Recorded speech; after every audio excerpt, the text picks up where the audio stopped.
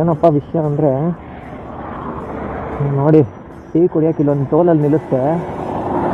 But ಈ toll ಜೊತೆಗೆ ಇದೊಂದು ಟೀ ಶಾಪು ಹೆಂಗೆ ಕಾಣಿಸ್ತೀವಿ ನೋಡಿ.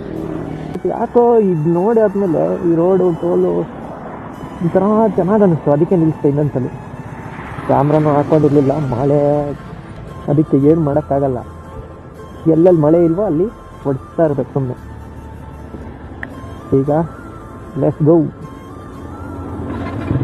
ಗಾಡಿ ಆ್ಯಕ್ಚುಲಿ ಏನಂದರೆ ಚೈನ್ ಪ್ಯಾಕೆಟ್ ಹಾಕ್ಸ್ಬೇಕಿತ್ತು ಗಾಡಿಗೆ. ನಾನೇನು ಅಂದ್ಕೊಂಡೆ, ಇದೊಂದು ರೈಡ್ ಹೋಗಿ ಮುಗಿಸ್ಕೊಳ್ಳೋಣ ಅಂತ ಅಂದ್ಕೊಂಡಿದ್ದೆ. ಬಟ್ ಹೆವಿ ಸೌಂಡ್ ಬರ್ತಿದೆ. ಏನು 130 ಮೇಲ್ಗಡೆ ಹೋದರೆ ಸಖತ್ತು ಸೌಂಡ್ ಬರ್ತಿದೆ ಹಿಂದೆಯಿಂದ. 110, 100 ಇದ್ರೆ ಏನು ಸೌಂಡ್ ಬರ್ತಿಲ್ಲ. ಆ್ಯಕ್ಚುಲಿ ಅದೇ ಥರ ಲೈಟಿಂಗ್ಸ್ ಇರುತ್ತೆ ಅಂದ್ಕೊಂಡು ಕ್ಯಾಮ್ರಾ ಹಾಕೊಂಡೆ. ನೋಡಿ ಏನು ಹೇಳಿ, ನೈಟ್ ರೈಡು ಒಂಥರ ಸಖತ್ತಾಗಿರುತ್ತೆ.